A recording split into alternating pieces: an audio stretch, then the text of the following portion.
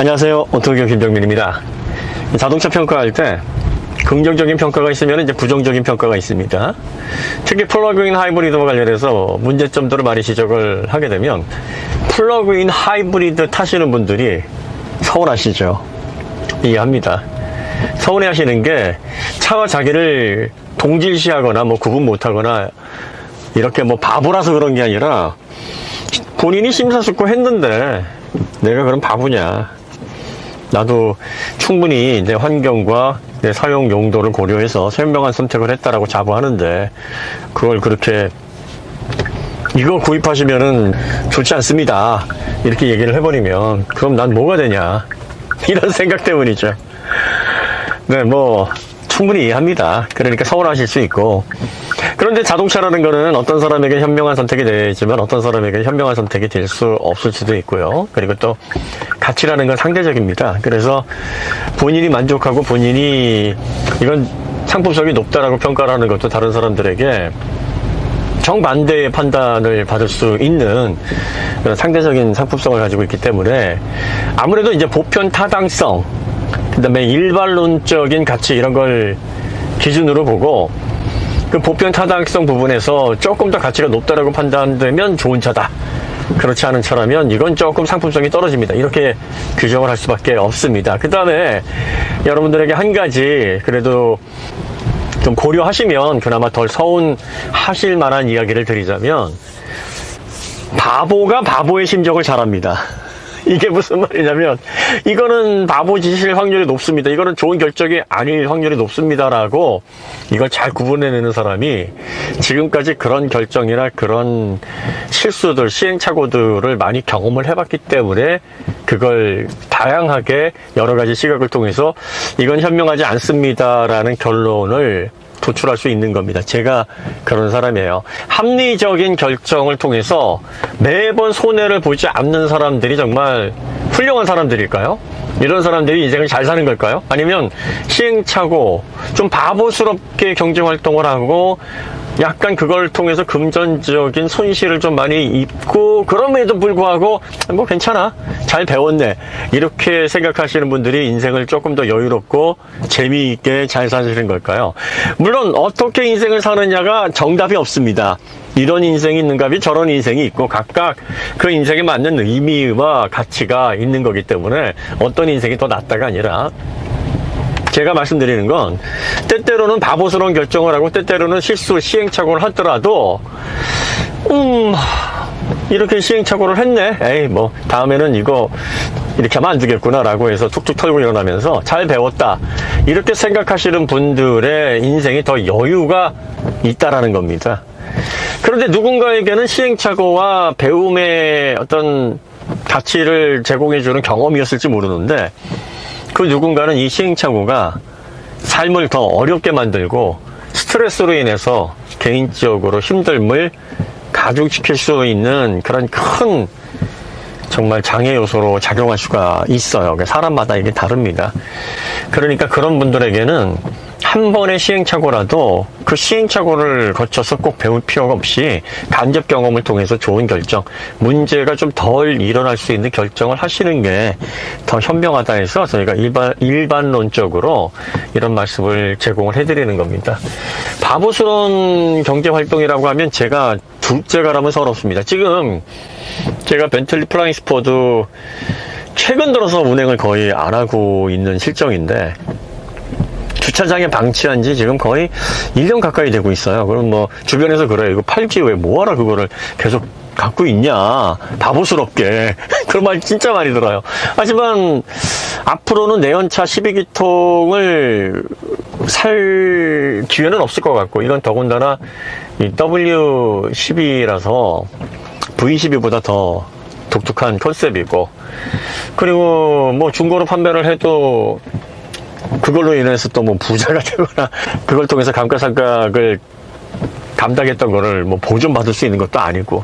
그러니까 그냥 주차장 한 켠에 놓고, 그래, 이런 차를 가지고 있었구나. 그리고 또 내가 앞으로 내연차 끝자락인 이 시기에서 이 차를 보면서 자동차에 대한 열정, 그리고 또 지난 시간의 어떤 기억들, 뭐 이런 것들을 추억해 볼 수도 있고, 저는 개인적으로 그렇게 생각을 해서 그게 더 가치가 높다라고 판단을 하는데, 다른 사람이 보기에는 이제 바보스러운 결정인 거예요.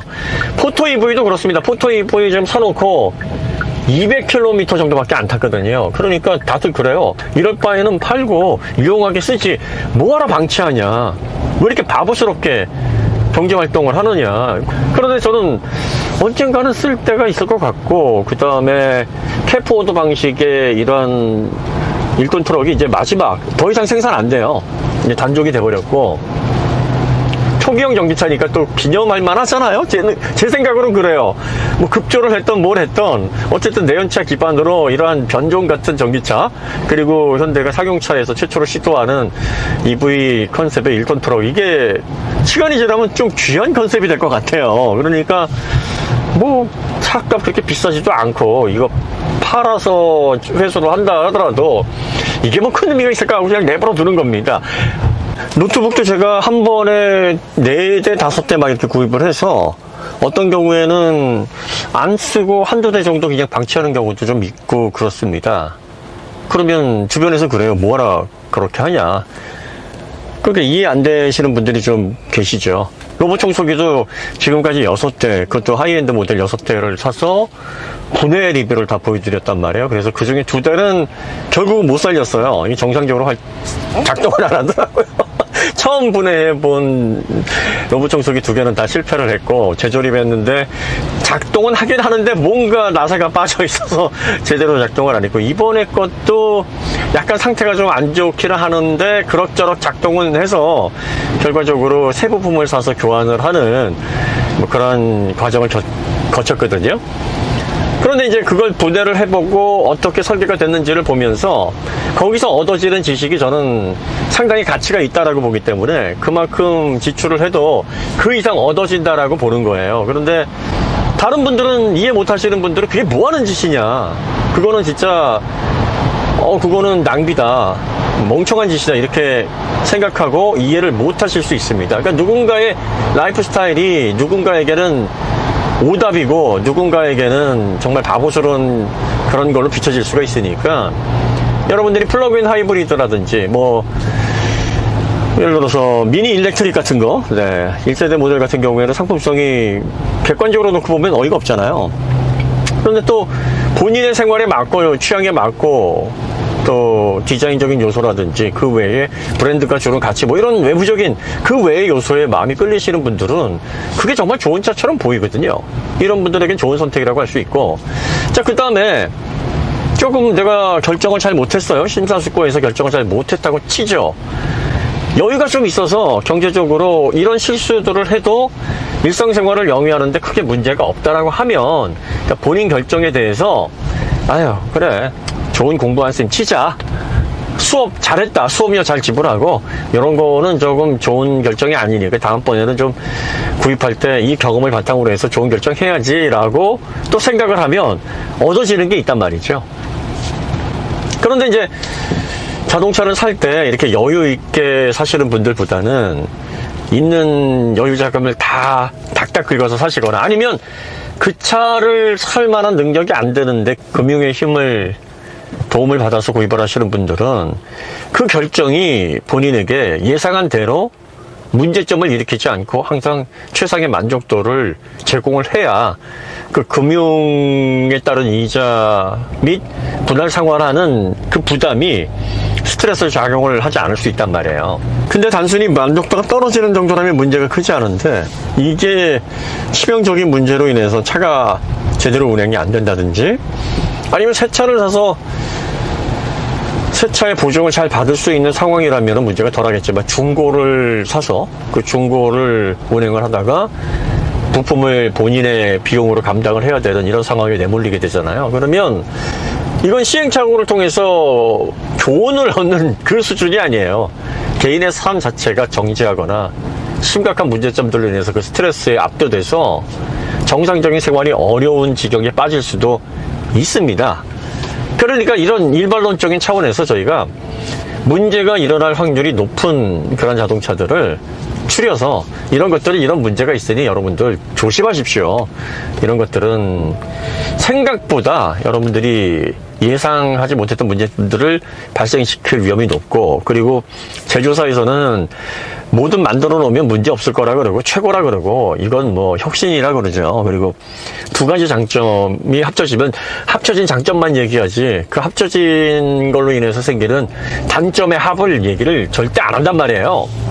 그건 누가 얘기를 해줘야 됩니까? 저희 같은 사람이 얘기를 해줘야 돼요. 저희 같은 사람들이 그런 경험이 많잖아요. 많다 보니까 이것도 써보고 저것도 써보고 나중에는 어이없어가지고 야 진짜 내가 이걸 좋다라고 생각하고 이렇게 샀네 그러면서 껄껄껄 웃으면서 그냥 가져다가 막 방치하거나 막 집어버리거나 그러기도 하거든요. 그러니까 이런 사람들이 경험을 해보고 나서 아유 이거는요 여러분들이 생각하시는 건 문제 예상보다 더 많이 일어날 수 있으니까 이거 감안하고 사세요 라고 말씀을 드리는 거고, 그 다음에 그런 문제가 생기더라도 그걸 잘 해결할 수 있고 감당할 수 있는 분에게는 그 어떤 것도 문제가 되지 않아요. 그리고 사실 저는 그런 바보짓이라고 해서 좀 그렇습니다만 우리 그냥 편하게 바보짓이라고 합시다.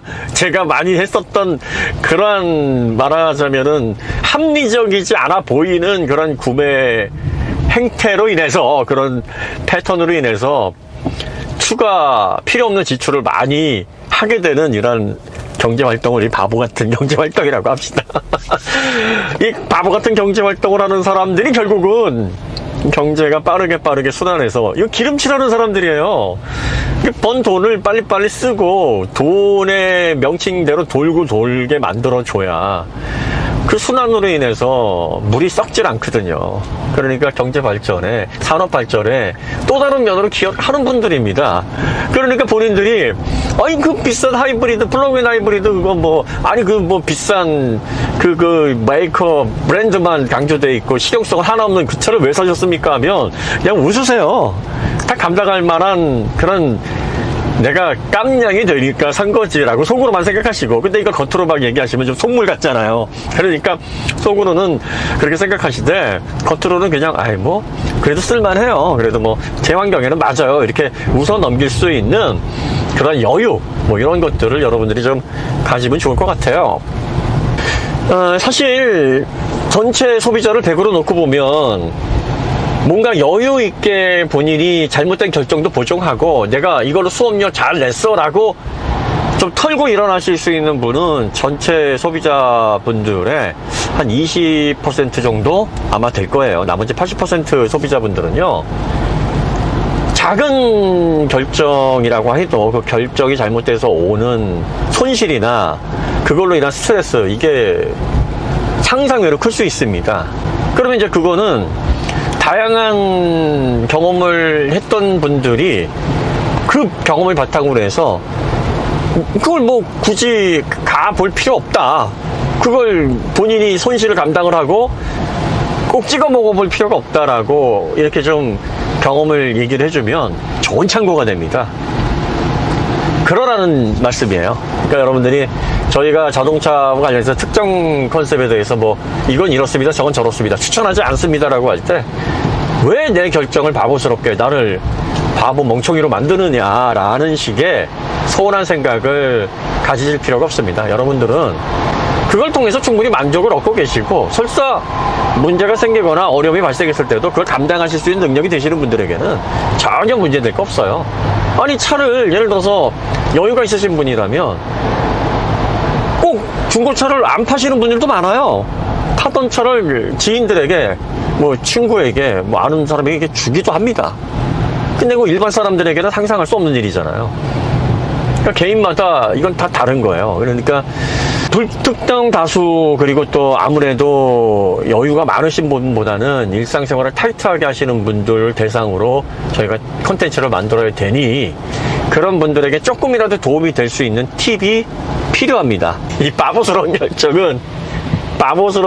결정을 많이 한 사람이 잘 알아요. 네, 그래서 이거는 별로 안 좋습니다라고 얘기를 하는 게 다 이게 경험을 바탕으로 하는 얘기라 그렇습니다. 언제 한번 제가 삽질한 경험담도 한번 풀어내 보겠습니다. 네. 오늘 이야기는 여기서 마치도록 하고요. 다음에 더 좋은 콘텐츠로 찾아뵙겠습니다. 감사합니다.